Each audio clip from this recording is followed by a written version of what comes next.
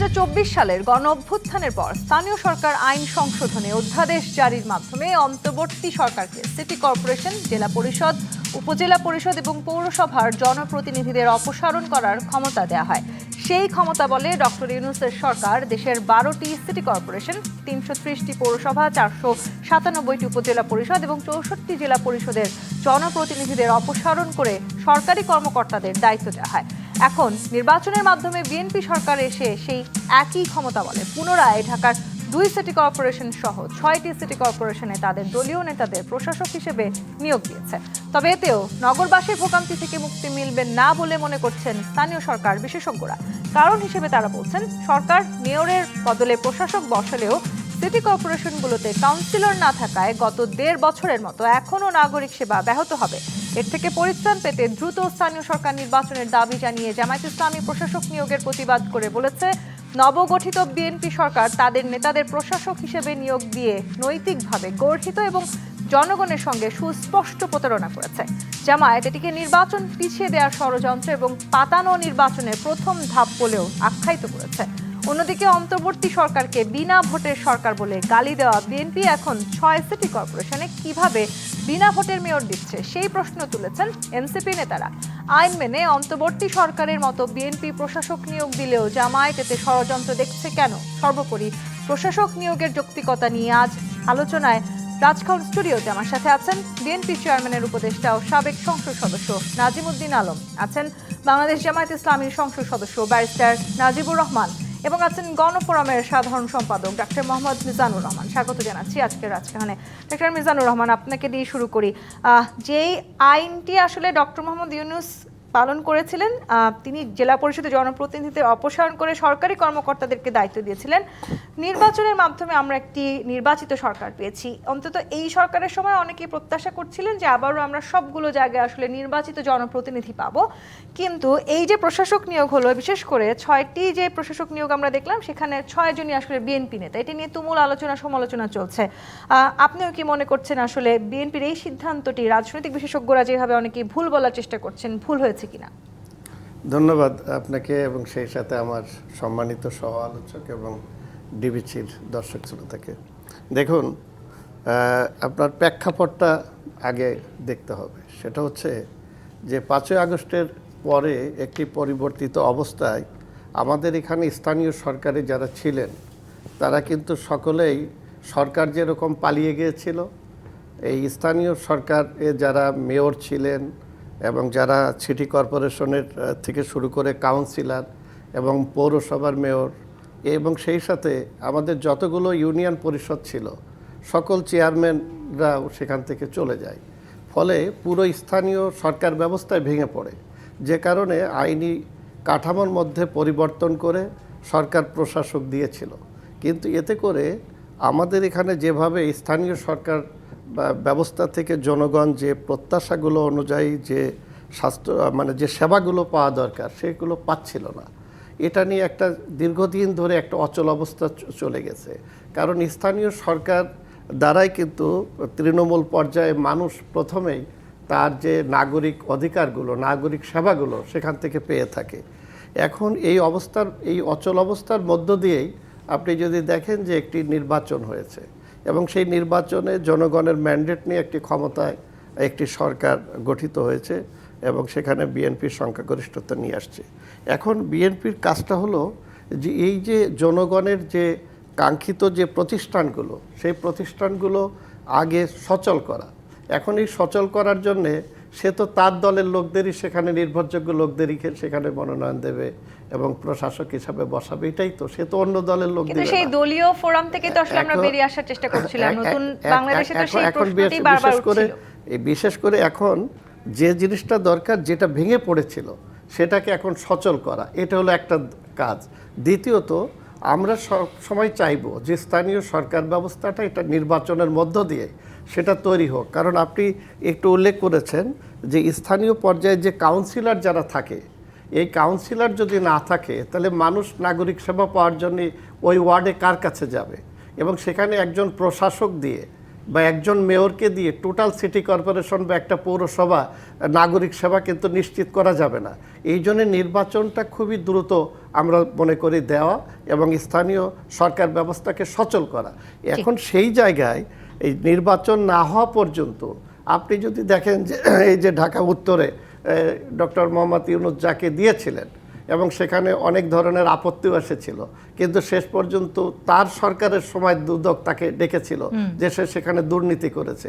এইভাবে যদি আপনি দেখেন ঢাকা সিটি কর্পোরেশন সহ সারা বাংলাদেশের যে সিটি কর্পোরেশন এবং পৌরসভাগুলো মানে পুরো নিয়ন্ত্রণের বাইরে চলে গিয়েছিল, পুরো নাগরিক সেবা থেকে জনগণ এখন আসলে নিয়ন্ত্রণের মধ্যে আনা সম্ভব হবে কিনা? ব্যারিস্টার নাজিবুর রহমান, আপনার কাছে আসি। প্রশাসক নিয়োগ নিয়ে যেই 6টি সিটি কর্পোরেশনে বিএনপি তাদের দলীয় নেতাদেরকে প্রশাসক নিয়োগ দিয়েছে, সেই জায়গাটিতে জামায়াত ইসলামী বলেছে যে এটি আসলে নির্বাচন পিছিয়ে দেওয়ার এক ধরনের ষড়যন্ত্র এবং নৈতিকভাবে গর্হিত এবং জনগণের সাথে সুস্পষ্ট প্রতারণা করেছে বিএনপি। কেন আসলে এটি কি আপনারা প্রতারণা হিসেবে দেখছেন? দেখেন, যে বিনা ভোটে নির্বাচিত যে সমস্ত বিনা ভোটে নিয়োগপ্রাপ্ত যে সমস্ত প্রশাসকরা ছিলেন তাদের বিরুদ্ধে কিন্তু বিএনপি উচ্চকিত হয়েছিল। আমরা দেখেছি ঢাকা দক্ষিণে নির্বাচিত মেয়রকে বসানো না বসানো নিয়ে যে নাটকটা হয়েছিল, তৎপরবর্তীতে বিএনপির যিনি ছিলেন তিনি বলেছিলেন নিজেই শপথ নিয়ে বসে যাবেন। সেই অবস্থান থেকে বিএনপি এখন যেটা করলো, 6 জন প্রশাসক বসিয়ে দিল একেবারে দলীয় বিবেচনায়, নির্বাচন ছাড়া। এটা তো আসলে জনগণের সাথে সুস্পষ্ট প্রতারণা। কারণ আপনি স্থানীয় যে সরকারগুলো রয়েছে, স্থানীয় যে প্রশাসনগুলো রয়েছে, এখানে নির্বাচন দেন, নির্বাচন দিয়ে নির্বাচিত প্রতিনিধিদের মাধ্যমে যে জনসেবাটা রয়েছে সেটা নিশ্চিত করেন। যেভাবে কথাটা আসলো যে আসলে মূল সমস্যা যেখানে, সেখানে হলো কাউন্সিলররা না থাকার কারণে জনসেবা এখানে ব্যাহত হচ্ছে। এটাকে আপনি তো অ্যাড্রেস করতে পারছেন না। এখন প্রশাসক বসানো হয়েছে, তারা সরকারি কর্মকর্তা, তারা দলীয় বিবেচনা নিয়োগপ্রাপ্ত নয়, তাদের মাধ্যমে যে সেবাটা দিচ্ছিলেন। এখন দলীয় বিবেচনায় দিলে এটা তো উন্নত হওয়ার কোনো প্রশ্ন আসে না, বরং আরও অবনতির দিকে যেতে পারে। কারণ যেই সমস্ত বরাদ্দগুলো আসবে সেক্ষেত্রে অনির্বাচিত দলীয় বিবেচনায় নিয়োগপ্রাপ্ত প্রশাসকরা এটা দেখভাল করবেন। এটা তো জনগণের সাথে আসলে প্রতারণা শামিল হয়ে গেল। এজন্য আমরা বলেছি এক্ষেত্রে আপনার জবাবদিহিতা থাকছে না, এক্ষেত্রে আপনার জনপ্রতিনিধিত্ব থাকছে না। এই সমস্ত কারণে আমরা বলেছি এই স্থানীয় সরকারের যেই পজিশনগুলো রয়েছে, কাউন্সিলর, মেয়র এবং উপজেলা চেয়ারম্যান, এইগুলো আসলে নির্বাচনের মাধ্যমে আমাদের যেই এখানে বেশ কিছু আইনি জটিলতাও আছে, এটিও আসলে অনেকে বলার চেষ্টা করছেন। যদিও আমি যদি ভুল না করে থাকি, যদিও আপনি আসলে আইন বিশেষজ্ঞ, আইন অনুযায়ী মেয়াদ শেষ হওয়ার পূর্ববর্তী 180 দিনের মধ্যে সিটি কর্পোরেশন নির্বাচন আয়োজনের এক ধরনের বাধ্যবাধকতা রয়েছে। সেই হিসাবে তো নির্বাচনটা এখন বেশ জরুরি ছিল। অবশ্যই নির্বাচনটা তো জরুরি ছিল, অবশ্যই জরুরি। দীর্ঘদিন নির্বাচিত প্রতিনিধি না থাকার কারণে এবং গ্রাসরুট লেভেলের নির্বাচিত প্রতিনিধি একেবারেই না থাকার কারণে জনসেবা কিন্তু মারাত্মকভাবে বিঘ্নিত হচ্ছে। এজন্য সরকারের কাছে যেটা আহ্বান আমরা জানিয়েছি, এই স্থানীয় সরকার নির্বাচনগুলো অতি দ্রুত দিয়ে দেওয়া দরকার এবং স্থানীয় প্রতিনিধিদের কাছেই এই দায়িত্বভারগুলো হস্তান্তর করা দরকার। কিন্তু এটি কি আসলে আপনারা সুস্পষ্ট প্রতারণা বলছেন? নৈতিকভাবে গর্হিত কাজটি কেন বলা হচ্ছে? মানে বিএনপি আসলে তাদের শুধু নেতা কর্মীদেরকে বসিয়েছেন, সে কারণে এটিকে আপনারা নৈতিকভাবে গর্হিত দেখছেন? যদি আসলে এখানে জামায়াত কিংবা এনসিপির কেউ, এই 6 জনের মধ্যে যে কেউ 1-2 থাকতেন, তাহলে কি সেটি আর নৈতিকভাবে? না, আমরা যেটা বলছি সেটা হলো, তো বিনা ভোটের কথা তো আসলে তুলেছে বিএনপি, বিনা ভোটের সরকার বলে ক্রিটিসাইজ করেছে বিএনপি। এখন তারা নির্বাচিত হয়ে এসে আবার বিনা ভোটের প্রশাসককে নিয়োগ দিল। এই কারণে আমরা বলছি এটা প্রতারণা। এক্ষেত্রে তাদের উচিত ছিল সেটা অতি দ্রুত নির্বাচন করে নির্বাচিত জনপ্রতিনিধিদের হাতে ক্ষমতাটা হস্তান্তর করা।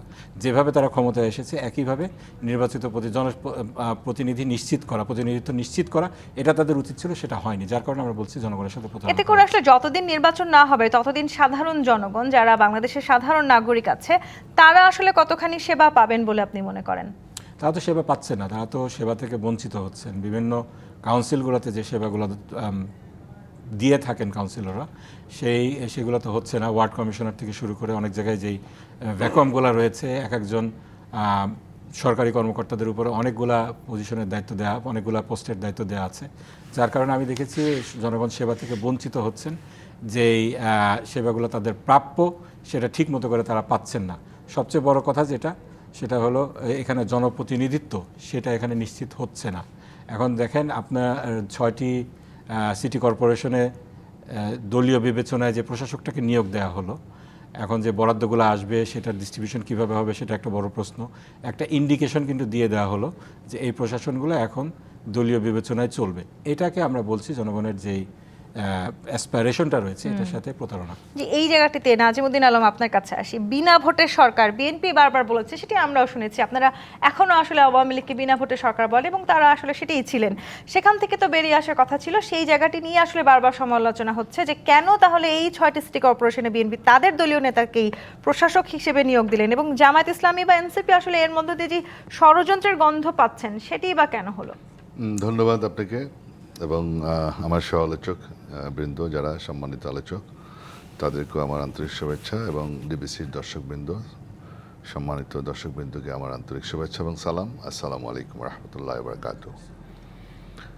আসলে ধরেন আপনি যে প্রশ্নটা অবতারণ করেছেন, যদি মনে করেন দেশের জনগণ তো আজকে আমাদের বিএনপিকে রায় দিয়েছে এবং জনগণ ম্যান্ডেট দিয়েছে। জনগণের কাছে এখন আমাদের বিরাট চ্যালেঞ্জ। এই চ্যালেঞ্জ মোকাবেলা করার জন্য জনসেবাটা আমাদের সবচেয়ে মুখ্য উদ্দেশ্য। মাননীয় প্রধানমন্ত্রী জনাব তারেক রহমান সাহেব, তিনি 180 দিনের কর্মসূচি ডিক্লেয়ার করেছেন এবং 180 দিনের ভিতরে বেশ কিছু কার্যক্রম উনি শুরু করেছেন। তো এখন এই যে জনগণের চ্যালেঞ্জ, জনগণের চাহিদা পূরণ করার জন্য এখন দায়িত্বটা আসলে বর্তমান সরকারের। তো সরকার কাজগুলো যাতে সুচারুরূপে করতে পারে, জনগণের সেবা দ্বারগোড়ায় পৌঁছাতে পারে, সেই জন্যই কিছু কাজ আপনার পদক্ষেপ নিয়েছেন। আপনি মনে করেন যেটা মনে করেন যদি এখানে যদি আজকে যদি আপনার 11 দলীয় জোট তারা যদি ক্ষমতায় আসতো, তারা কি বিএনপির কাউকে প্রশাসক নিয়োগ দিত? নিশ্চয়ই না। তারা তাদের জনগণের চ্যালেঞ্জ মোকাবেলা করে তারাও এগিয়ে যেত।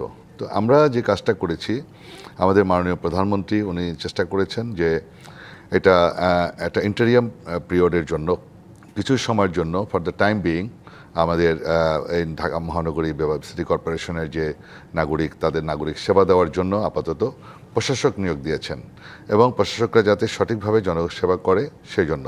আমাদের মাননীয় মহাসচিব কিন্তু বলেছেন, এই কয়েকদিন আগেই বলেছেন যে খুব শীঘ্রই প্রতিটি সিটি কর্পোরেশন, পৌরসভা, উপজেলা নির্বাচন দেওয়া হবে।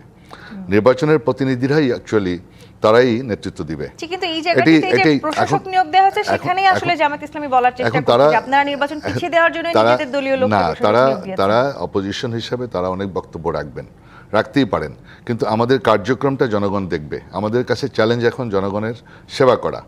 আমাদের জনগণের কিভাবে আমরা কাজ করব, কিভাবে তাদের ডেভেলপমেন্ট করব, কিভাবে জনগণের সামাজিক নিরাপত্তা নিশ্চিত করব। আপনি দেখেন যে ফ্যামিলি কার্ড 10ই মার্চ আপনার উদ্বোধন করবেন মাননীয় প্রধানমন্ত্রী। ফ্যামিলি কার্ড যে কথাটা আগেই বলেছেন, সেটা অলরেডি কার্যক্রম উনি হাতে নিয়েছেন এবং আরও কত পদক্ষেপ গ্রহণ করেছেন দেখেন পজিটিভ। এগুলো তো আলোচনা করতে হবে। যে বলছেন যে কোনো গাড়ি নেওয়া হবে না, কোনো এমপিরা গাড়ি নেবে না। তারপরে বলছে যে কোনো প্লট নিতে পারবে না। এই যে তার পদক্ষেপগুলো, কোনো পুলিশ রাস্তাঘাটে আশেপাশে ডিউটির প্রয়োজন নাই নিরাপত্তার জন্য। হ্যাঁ, তার স্টেপগুলি আপনি লক্ষ্য করেন। তো আপনি সমালোচনা করা যাবে, প্রতিপক্ষ যারা কনস্ট্রাকটিভ সমালোচনা করবে আমরা এটা স্বাগত জানাবো। অফকোর্স তারা যে কোনো সমালোচনা করবে, কিন্তু আমাদের কার্যক্রমটা, আমাদের কর্মসূচি আছে, আমরা জনগণের জন্য কাজ করব। কারণ আমরা বিএনপি বাংলাদেশ জাতীয়তাবাদী দল, এদেশের মাটি ও মানুষের দল। এদেশের স্বাধীনতার যুদ্ধে বীরত্ব দেখিয়েছেন আমাদের প্রতিষ্ঠাতা চেয়ারম্যান শহীদ রাষ্ট্রপতি জিয়াউর রহমান।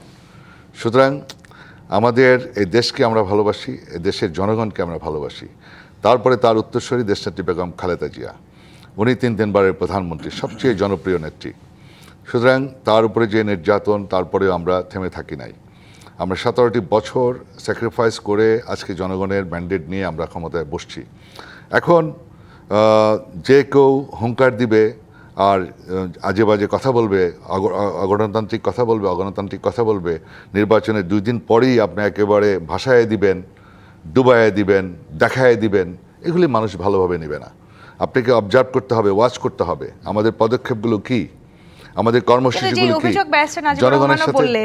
এই জন্য এগুলি মানুষ ভালোভাবে নেয়। এখানে একটা জিনিস বুঝতে হবে যে ফ্যাসিস্ট স্বৈরাচার বিদায় হয়েছে, তাই না? অনেক কষ্টের বিনিময়ে আমরা সবাই মিলেই, বিএনপি, জামাত, হেফাজত, এনসিপি, সবাই মিলেই কিন্তু আমরা ফ্যাসিস্টকে আমরা বিদায় করেছি। আপনি 2 দিন পরেই আপনি শুরু করে দিলেন যে ফ্যাসিস্ট গেছে যে পথে আমরাও যাব সে পথে। এগুলো ভালোভাবে নিচ্ছে এটা কি না। আপনি মনে করছেন যে আমরা তাহলে শুধুই চাপে রাখার জনগণের জন্য ম্যান্ডেট, সরকারি দলকে? এগুলি ঠিক না। এই সমস্ত কথাবার্তা বলা, মানুষ এগুলি ভালোভাবে নেয় না। আপনি মাত্র আমরা ম্যান্ডেট পেলাম, আমাদের কাজ শুরু করতে দেন, পার্লামেন্টে বসেন, কথা বলেন। আমরা যদি কোনো অন্যায় করি, কোনো রকম কোনো ভুল ত্রুটি করি, সেগুলো কনস্ট্রাকটিভ সমালোচনা করেন। আরে ভাই, ফেসিবাদ বিরোধী তো সবাই আমরা করেছি, এবং সবচেয়ে বড় স্যাক্রিফাইস তো বিএনপি বৃহত্তম রাজনৈতিক দল। একটু এই এগুলো প্রসঙ্গে আপনারা উত্তর নেই কেন আমি। ব্যারিস্টার কেন নাজিবুর কেন রহমান- আপনারা হটকারিতা রাজনীতি কেউ করছে, কেন যারা সিনিয়র মুরব্বী আছে এই সমস্ত তাদেরকে কেন নিবৃত্ত করছে না, আমি বুঝতে পারছি না। আপনারা আসলে শুরু হটকারী থেকেই সিদ্ধান্ত নিচ্ছেন শুরু কিনা, থেকেই এমন অগণতান্ত্রিক কিছু কথা কথাবার্তা, বলছেন কিনা? বিশেষ করে এনসিপির কিছু জুনিয়র কর্মকর্তা, তারা এমনভাবে কথা বলছে। আমি জামাতের নেতৃবৃন্দের সবাই এরকম বলছে না, কিন্তু এনসিপির কথাবার্তা বা কয়েকজন ইয়াং কিছু নেতৃবৃন্দের কথাবার্তা শুনলে পরে আমি আশ্চর্য হয়ে যাই। মনে হয় যে বিএনপি ভাইসা আসছে বাংলাদেশে একেবারে কালকেই ধাক্কা দিয়ে আমাদেরকে ফেলে দিবে। আরে ভাই, বিএনপি তো এদেশের মাটি ও মানুষের দল, এদেশে অনেক অবদান। জিয়াউর রহমান কে, খালেদা জিয়া কে, তারেক রহমান কে, এগুলো তো আমাদেরকে বুঝতে হবে। বিএনপি একটা বৃহত্তম রাজনৈতিক দল এবং জনগণের ম্যান্ডেট নিয়ে এসছে। তো এখন আপনারা সুন্দরভাবে ফ্যাসিস্টকে বিদায় করেছি, এখন ফ্যাসিস্টদেরকে কিভাবে আমরা বিচার করতে পারি, এই জায়গাটায় আসবো। জি। পিলখানার যে ঘটনা, সেই ঘটনার কিভাবে বিচার কার্য করা যায়, কিভাবে যে জুলাই আগস্টে যে আমাদের 1,500 মানুষকে, ছাত্র জনতাকে হত্যা করেছে, এগুলি কিভাবে বিচার করা যায়, সেগুলো নিয়ে আলোচনা করে সেগুলোর ব্যবস্থা করতে হবে। জি, কিন্তু এত তো ব্যারিস্টার নাজিবুর নিষিদ্ধ রহমান, করতে বলছেন, নাজিবুদ্দিন আওয়ামী আলম লীগকে একটা নিষিদ্ধ অভিযোগ করতে করেছেন যে বলছেন। আপনারা আসলে ক্ষমতায় আসলে বিরোধী কাউকে প্রশাসক হিসেবে আদৌ নিয়োগ দিতেন কিনা। না, আমরা তো অনির্বাচিত কাউকেই এভাবে নিয়োগ দিতাম না। আমি এই আলোচনায় আপনি আসবো, এখানে- আমরা একটা এখানে বিরতির যেটা- সময় হ্যাঁ, হয়েছে, আমি ছোট করে বিরতি বলি। থেকে ফিরে আপনার এই উত্তরটি নিতে চাই। জি 25 পাতিমিতিত রাজকাহন থেকে বিরতি নিয়ে ফিরছি, সাথেই থাকুন। জি 25 পাতিমিতিত রাজকাহন দেখছেন। ব্যারিস্টার নাজিবুর রহমান, প্রশ্ন রেখে বিরতিতে গিয়েছিলাম, আপনারা ক্ষমতায় থাকলে বিরোধী কাউকে প্রশাসক নিয়োগ দিতেন কিনা, সেই প্রশ্ন করছিলেন নাজিমুদ্দিন আলম। এখানে তো আমাদের কাউকে নিয়োগ দেওয়ার বিষয় না, এটা যে পোস্টগুলো আছে এখানে নির্বাচিত প্রতিনিধি আসতে হবে। জনগণ যদি আমাদেরকে নির্বাচিত করতেন তাহলে আমরাই আসতাম, আর জনগণ যদি বিএনপিকে নির্বাচিত করতো তো বিএনপি আসতো। এক্ষেত্রে একটি অনির্বাচিত প্রশাসককে আপনি নিয়োগ দিবেন, যেই অনির্বাচিত প্রশাসকের বিরুদ্ধে আপনারাই কথা বলেছেন, আন্দোলন করেছেন, এক্ষেত্রে আমরা দ্বিচারিতা দেখছি। আর আমাদের দায়িত্বশীলতার জায়গা থেকে আমরা সবসময় বলেছি আমরা গঠনমূলক বিরোধী দলের ভূমিকা রাখবো। আমরা কোনো হটকারী বক্তব্য কিন্তু দেইনি। আমরা পরিষ্কার বলেছি আমাদের সরকারের সাথে যে টার্মস থাকবে সেটা হলো তাআওয়ানু আলাল বিররি ওয়াত তাকওয়া ওয়া লা তাআওয়ানু আলাল ইসমি ওয়াল উদওয়ান। সৎ কাজে আমরা সরকারকে 100% সহযোগিতা করব, কিন্তু যেখানে আমরা ব্যত্যয় দেখব সেখানে আমরা সমালোচনা করব। কিন্তু এই জায়গাটা সেই দায়িত্বশীলতার জায়গা থেকে কিন্তু আমরা বলেছি। কথা বলছেন সরকারকে চাপে রাখার জন্য অকারণেই এই ধরনের অভিযোগ। না, সেখানে তো সরকারই প্রথমে অনির্বাচিত প্রশাসক বসালো, সেখানে তো ব্যত্যয় হয়েছে, সেজন্যই তো আমরা সমালোচনা করছি। এমন তো না যে তাদের কোনো এমন একটা সিদ্ধান্ত, যেই সিদ্ধান্ত তারা নিয়ম মেনে করেছে তার সমালোচনা আমরা করছি। আমরা যে সমস্ত সমালোচনাগুলো করেছি, দেখেন, প্রথমে আমরা সমালোচনা করেছি তারা সংবিধান সংশোধন পরিষদের সদস্য হিসেবে শপথ নেওয়া উচিত ছিল। জুলাই চার্টারে আমরাও সাইন করেছি, তারাও স্বাক্ষর করেছেন। তৎপরবর্তীতে একটি আদেশ জারি হয়েছে রাষ্ট্রপতির, সেই আদেশের যেই নিয়ম বলা হয়েছে 8 নম্বর অনুচ্ছেদে, যে একটি যখন আমরা নির্বাচিত হয়ে আসব তখন আমরা 2টি শপথ গ্রহণ করব, একই অনুষ্ঠানে শপথ গ্রহণ করতে হবে। সেক্ষেত্রে ওনারা শুধুমাত্র সংসদ সদস্য হিসেবে শপথ গ্রহণ করলেন, সংবিধান সংশোধন পরিষদের সদস্য হিসেবে শপথ গ্রহণ করলেন না। আমরা কিন্তু সে সময় আন্দোলনে যাই নাই, আন্দোলনের কথা বলিনি, আমরা কনস্ট্রাকটিভ সমালোচনা করেছি, আমরা শপথ নিয়েছি, আমরা বলেছি আমরা যেখানে এ ধরনের ব্যত্যয় দেখব সেখানে আমরা সমালোচনা করব। জি, রাষ্ট্রপতির কথা যখন বলছিলেন ঠিক একই সময় আবার রাষ্ট্রপতির বক্তব্য নিয়েও জামাতের আমিরের প্রশ্ন আছে। তিনি বলেছিলেন যে রাষ্ট্রপতির কথার হিসেব মিলিয়ে দেবেন কিনা আসলে বিএনপি। এই জায়গায় আলোচনায় আসবো, কিন্তু এখানে আমি একটা কথা বলি, দেখেন, এই যে রাষ্ট্রপতির কথা আমরা বলছি, তিনি কিন্তু ফ্যাসিস্ট রাষ্ট্রপতি। তিনি সেই সময় নির্বাচিত রাষ্ট্রপতি, দুদকের সময় দুদকে ছিলেন তিনি, তার যে অপরাধগুলো হয়েছে, এবং তিনি প্রধানমন্ত্রী, তৎকালীন ফ্যাসিবাদী প্রধানমন্ত্রীকে পদলেহন করে এখানে এসেছেন, এবং এই সরকার, ফ্যাসিবাদী সরকারকে টিকানোর জন্য তার যে ভূমিকা ছিল, তার যেই অপরাধগুলো রয়েছে, সেইগুলোকে সত্ত্বেও তাকে রাখা হয়েছে, নিয়ম রক্ষার জন্য রাখা হয়ে থাকে, সেটা ঠিক আছে। কিন্তু তাকে এখন যেভাবে কথা বলার সুযোগ দেওয়া হচ্ছে এবং যেই বিপ্লব পরবর্তী সরকারকে ক্রিটিসাইজ করার সুযোগ দেওয়া হচ্ছে, বিপ্লবকে প্রশ্নবিদ্ধ করার সুযোগ দেওয়া হচ্ছে, আমরা মনে করি এক্ষেত্রে ফ্যাসিবাদকে জাস্টিফাই করার একটা সূক্ষ্ম প্রয়াস সেখানে রয়েছে। এজন্যই আমরা তার সমালোচনা করেছি। তিনি যে কাজগুলো করেছেন সেগুলোকে এড়িয়ে তিনি শুধুমাত্র এই অন্তর্বর্তী সরকারের সমালোচনা করতে পারেন না। নাজিমুদ্দিন আলম, যদি আসলে নির্বাচনের মধ্য দিয়ে প্রশাসক যেহেতু নিয়োগ হয়নি, সামনের যে নির্বাচনগুলো সেগুলো পিছিয়ে দেওয়ার ষড়যন্ত্র আভাস পাচ্ছেন জামায়াত ইসলামী, কিংবা এনসিপি যেটি বলছে যে যেই সময় আপনারা আসলে বিনা ভোট নিয়ে গালি দিয়েছেন সরকারকে, সেই আপনারাই এখন বিনা ভোটের মেয়র দিচ্ছেন, তাহলে আসলে নির্বাচন না হলে একটা সংকট, সেই সংকটটা দীর্ঘায়িত হওয়ার এক ধরনের আভাস সামনে আসছে কিনা? সংকট দীর্ঘায়িত হবে না, আপনি শিওর থাকেন। আমাদের নির্বাচনের মাধ্যমে আমরা যাব এবং আপাতত মানে কিছুদিনের জন্য ফর দ্য টাইম বিং আমাদের প্রশাসক নিয়োগ করা হয়েছে। আমাদের কার্যক্রমগুলো যাতে সুন্দরভাবে পরিচালনা করা যায় সেই জন্য আমাদের মহাসচিব কিন্তু বলেছেন খুব শীঘ্রই স্থানীয় নির্বাচন সব নির্বাচনগুলো হবে। অন্তর্বর্তী সরকারের মতো বিএনপিও প্রশাসক নিয়োগ দিয়েছে, কিন্তু জামায়াত কিন্তু সেখানে সেই জায়গাটিতে নারাজ। তারা বলছে যে দ্রুততম সময়ের মধ্যে নির্বাচন দেওয়া সম্ভব। হ্যাঁ, যতটা দ্রুত সম্ভব দ্রুততম সময়ের ভিতরেই নির্বাচন হবে, এবং এটা মহাসচিব ইতিমধ্যে আমাদের বলেছে, স্থানীয় সরকার মন্ত্রী মহোদয় বলেছেন। আরেকটা কথা যে বলেছেন মাননীয় সংসদ সদস্য, উনি যে বললেন যে জুলাই সনদে স্বাক্ষরের শপথ, 2 রকম শপথ নেওয়ার জন্য। আচ্ছা, আপনার যেখানে আমাদের নট অফ ডিসেন্ট ছিল, পরবর্তীতে যে জুলাই সনদটা ওইটা আপনার পরিবর্তন করা হয়েছে। হ্যাঁ, যে জিনিসটা পরিবর্তন করা হয়েছে, যে জিনিসটা থাকার কথা ছিল, যেভাবে আমরা স্বাক্ষর করেছিলাম সেই স্বাক্ষর অনুযায়ী কিন্তু আমাদের মানে রিয়াজ রহমান সাহেব, তাই না, উনি যে করলো সেটা কিন্তু আমাদের ওইগুলি রাখে নাই, ওইটা চেঞ্জ হয়েছে, পরিবর্তন হয়েছে। পরিবর্তন থাকার কারণে তখন সেটা স্বাভাবিকভাবেই আমাদের যে নোট অফ ডিসেন্টগুলো সেগুলো সে ডিলিট করে দিয়ে সে পরিবর্তন করেছে। সুতরাং স্বাভাবিকভাবেই আমরা ওইখানে আর 2 জায়গায় শপথ কীভাবে পড়বে? তো আমরা নিয়ম অনুযায়ী যেটা সাংবিধানিকভাবে তারপরে এনসিপি, তারপরে জুলাই সনদে দেখেন আপনি, এনসিপি কিন্তু আপনার সবাই মিলে আমরা জামাত সবাই স্বাক্ষর করেছি, এনসিপি স্বাক্ষর করে নাই। আপনার পার্লামেন্টের যাওয়ার আগের দিন আপনার সেদিনকে স্বাক্ষর করলো। তো এইগুলি নিয়ে তো তালবাহানা, তো এগুলি তো কালক্ষেপণ। তার চেয়ে এখন সব কিছুই আলটিমেটলি আপনার জুলাই আগস্টের যে চেতনা, সেই চেতনা বিএনপি ধারণ করে, 71-এর চেতনাও বিএনপি ধারণ করে। ফলে আপনার এটা শিওর থাকেন যে আমরা সংস্কারের পক্ষে, আমরা সংস্কার চাই, এবং আমাদের পার্লামেন্ট এখন বসে গেছে। পার্লামেন্টে বসে আমাদের 31 দফা আছে, তারপরে ওখানে যে জুলাই সনদের কতগুলো বিষয় আমরা একমত আছি, কতগুলো পয়েন্ট কিন্তু আমাদের একমত হয়েছে। আমাদের সালাউদ্দিন সাহেব উনি প্রতিনিধিত্ব করেছেন। হ্যাঁ, তো সুতরাং এখানে তো আমাদের ওখানে স্বাক্ষরও করেছি। যে বিষয়গুলো আমাদের স্বাক্ষর কমন সিদ্ধান্ত নেওয়া হয়েছে, বিএনপি জামাত অন্যান্য রাজনৈতিক দল যে আপনার ঐক্যমত হয়েছে, সেগুলো কিন্তু আমরা বাস্তবায়ন করব। জি, কিন্তু জামাত কিংবা এনসিপি বারবার বলছে এই স্বাক্ষরটি না করার মধ্যে দিয়ে আপনারা আসলে জুলাইয়ের চেতনার সাথে প্রতারণা করেছেন। জুলাই চেতনার সাথে তো আপনার এনসিপিও প্রতারণা করেছে। স্বাক্ষর তখন একসাথে করলো না কেন? এখানে কিন্তু স্বাক্ষরের বিষয়টা না, এখানে যেটা গণভোটটা হয়েছে, আমি একটা মিনিট বলি, গণভোটটা যেখানে হয়েছে সেখানে কিন্তু স্পেসিফিক্যালি 30টা বিষয়ের কথা বলা হয়েছে, এবং এই 30টা বিষয় ঐক্যমত্য হয়েছে, বিএনপির এখানে সিগনেচার করেছে। শুধু তাই না, বিএনপির যিনি চেয়ারপারসন বর্তমান প্রধানমন্ত্রী, তিনি কিন্তু পাবলিকলি হা ভোট দিতে বলেছেন, এবং হা ভোট কিন্তু 70%, অলমোস্ট 70% হয়েছে, ভোটে জয়যুক্ত হয়েছে। বিএনপির ভোট সংখ্যা হলো 49%, আর গণভোটের হা ভোটের সংখ্যা হলো 70%। এখানে 30টা বিষয়ে এখানে কিন্তু কোনো ব্যত্যয় ঘটানোর সুযোগই রাখা হয় নাই। গণভোটে 30টা বিষয় বলা হয়েছে, এটা বাস্তবায়ন করতে হবে। 16টা বিষয় ছেড়ে দেওয়া হয়েছে রাজনৈতিক দলগুলোর উপরে, তারা যেভাবে চায় সংসদে আলোচনা করে করবেন। এই 30টা বিষয়ে জনগণ যেখানে ওভারওয়েলমিংলি ভোট দিয়েছে, হা ভোট দিয়েছে, সেখানে এটা বলা যে এখানে আমাদের নোট অফ ডিসেন্ট ছিল, এটা কিন্তু এই জনমতকে বৃদ্ধাঙ্গুলি দেখানোর শামিল। এই 30টা বিষয়ে বিএনপির বলার আর কোনো সুযোগ নেই। তারা যেহেতু জনগণকে হা ভোট দিতে বলেছে, জনগণ হা ভোট দিয়েছে, এই 30টা বিষয়কে তাদেরকে বাস্তবায়ন করতে হবে। এখানে মোটা দাগে যে 2টা বিষয়ের কথা সালাউদ্দিন সাহেব বলেছেন, সংবিধান সংস্কার পরিষদের সদস্য হিসেবে ওনারা যে শপথ নেননি, ওনারা এখতিয়ারের প্রশ্ন তুলেছেন। জি, কিন্তু বিএনপি কিন্তু একবারও বলেনি তারা আসলে তারা যে কথাগুলো দিয়েছে সেই কথাগুলো রাখবেন না।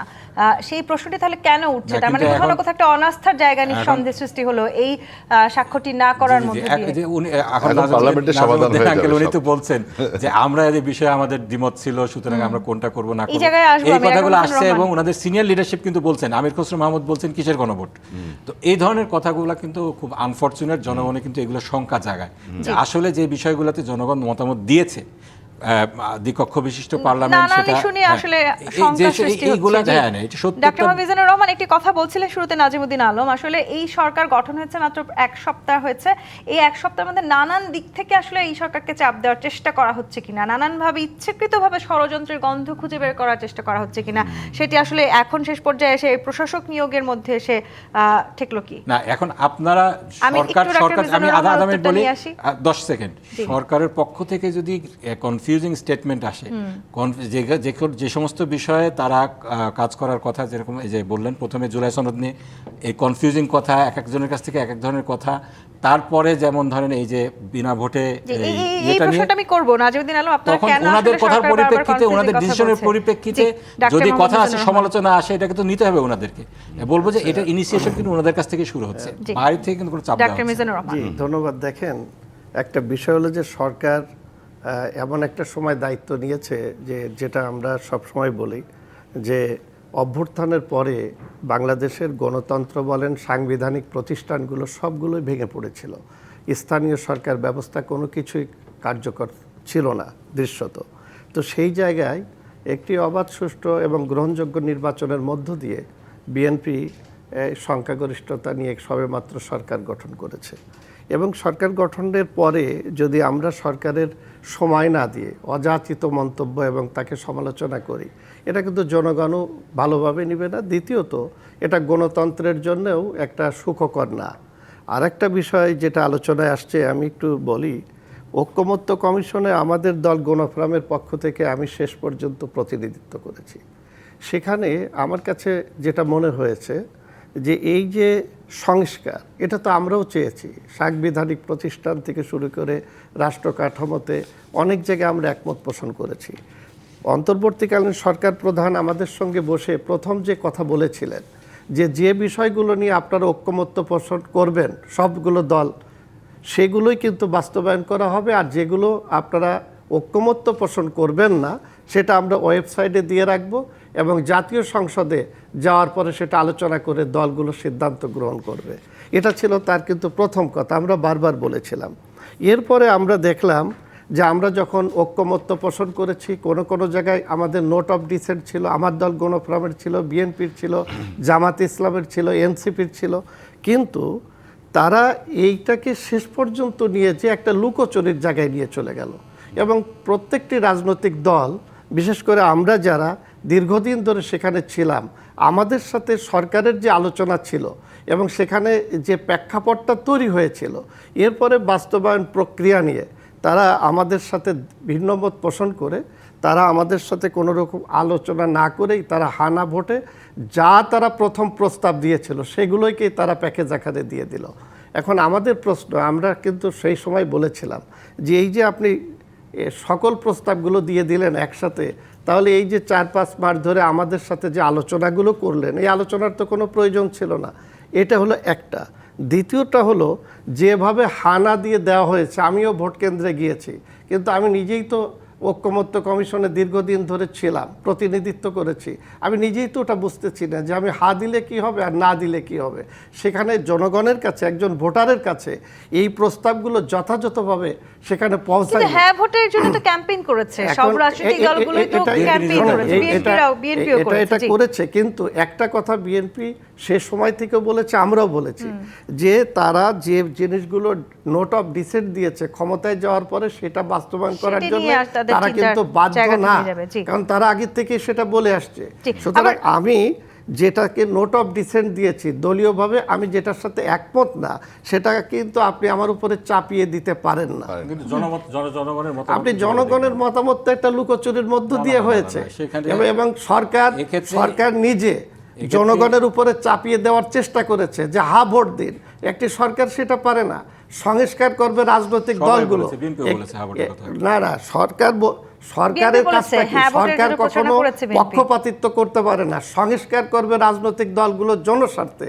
কিন্তু এখানে যেটা করা হয়েছে, এখানে রাজনৈতিক দলগুলোর সরকার- উপরে চাপিয়ে দেওয়ার একটা জনমতকে অপচেষ্টা পাশ করা কাটিয়ে কি হয়েছে। সংস্কার করবেন নাকি আপনারা? হ্যাঁ। জনমতকে তো নিয়েই করতে না, হবে। জনমত জনগণের প্রতিফলন ঘটে নাই, জনগণের কাছে সেইভাবে বলতেছেন, যায়নি। ভোট rigging হয়েছে মানে। আপনি আপনার এলাকায় প্রশ্ন করেন জনগণের কাছে, তারা এই- এটা এই উত্তরই আলোচনায় দিতে আমরা পারবে আসবো। না যে আমি BNP কিসে আসলে হা দিলাম কিসে না দিলাম। জাতীয় নির্বাচনে বিশাল জয়ের পর যথেষ্ট ফুরফুরে মেজাজে রয়েছে এবং এই কারণে আসলে তারা এই মুহূর্তে সরকার এবং রাষ্ট্র পরিচালনা নিয়ে বেশি ব্যস্ত। সে কারণেই তাদের নজরটা আসলে একেবারে স্থানীয় পর্যায়ে বা তৃণমূল পর্যায়ে যে নির্বাচন, সেখানে এখনো যাচ্ছে না। এই আলোচনা আছে এই মুহূর্তে আসলে যারা রাজনৈতিক বিশ্লেষক তাদের মধ্যে। এটি কতখানি সত্যি, এই প্রশ্নের উত্তর নিব আমি। জি25 প্রাথমিক রাজকাহন থেকে বিরতি নিয়ে ফিরছি, সাথেই থাকুন। আর একবার আমন্ত্রণ জি25 প্রাথমিক রাজকাহনে। ডাক্তার মোহাম্মদ মিজানুর রহমান, বিএনপিতে আসলে স্থানীয় সরকার নির্বাচন কিংবা তৃণমূল পর্যায়ে কোনো নির্বাচনের জন্য প্রস্তুতি নেই, শুধু আলোচনা আছে তারা এখনো জাতীয় নির্বাচনে বিজয়ের পর ফুরফুরে মেজাজে রয়েছে।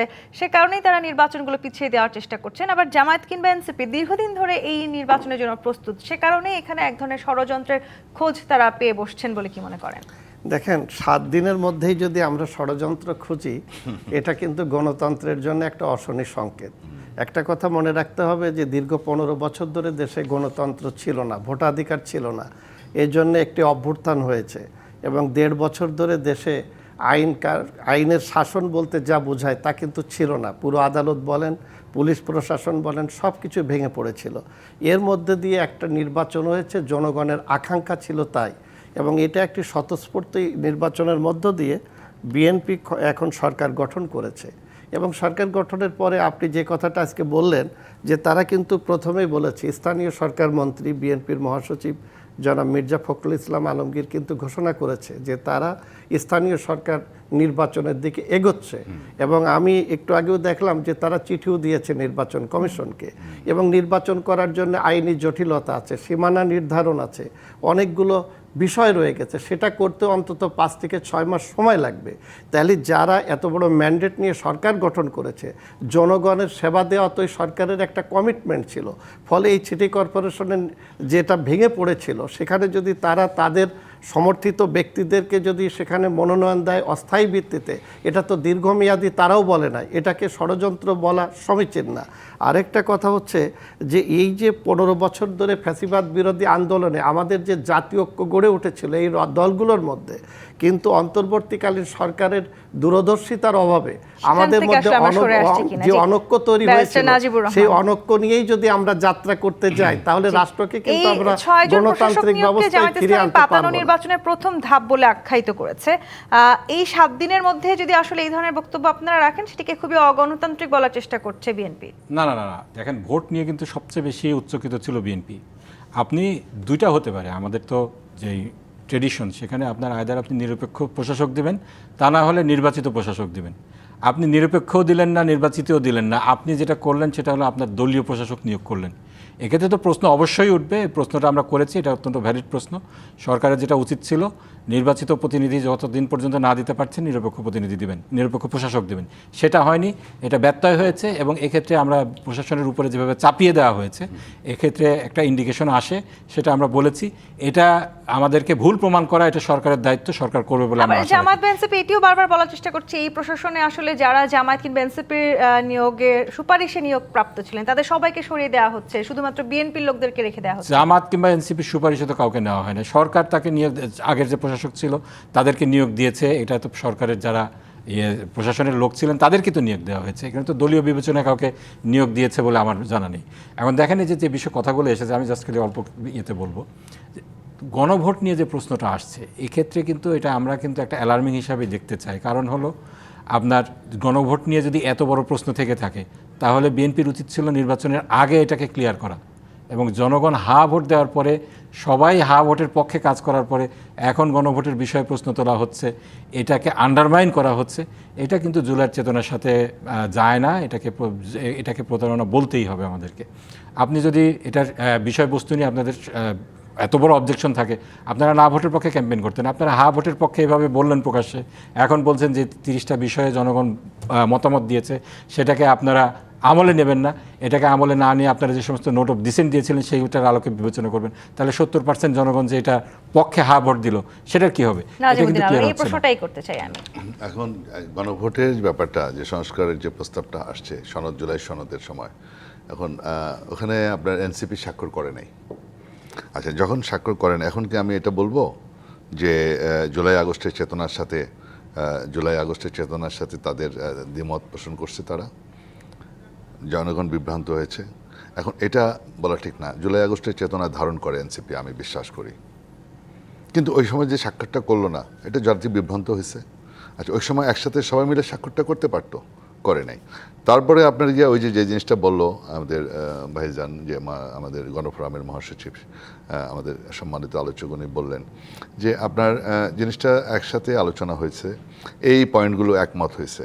তো একমত হয়েছে যেই পয়েন্টটা, সেই পয়েন্টের উপরে সবাই মিলে স্বাক্ষর করবে, নোট অফ ডিসেন্ট সহ সব কিছু সহ, সেগুলো নিয়ে আবার সরিয়ে পরিবর্তন করে এগুলি নিয়ে আবার আসার পরে, সেজন্য আবার আমাদের ওখানে আবার জুলাই সনদের ব্যাপারে ওখানে দ্বিতীয় শপথ হয় নাই।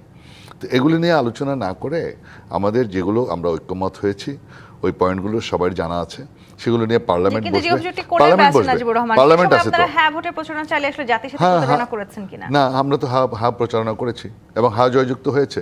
এখন পার্লামেন্ট বসবে, পার্লামেন্টে তো বসলো না, মাসে তো আপনার গিয়ে পার্লামেন্ট বসতেছে।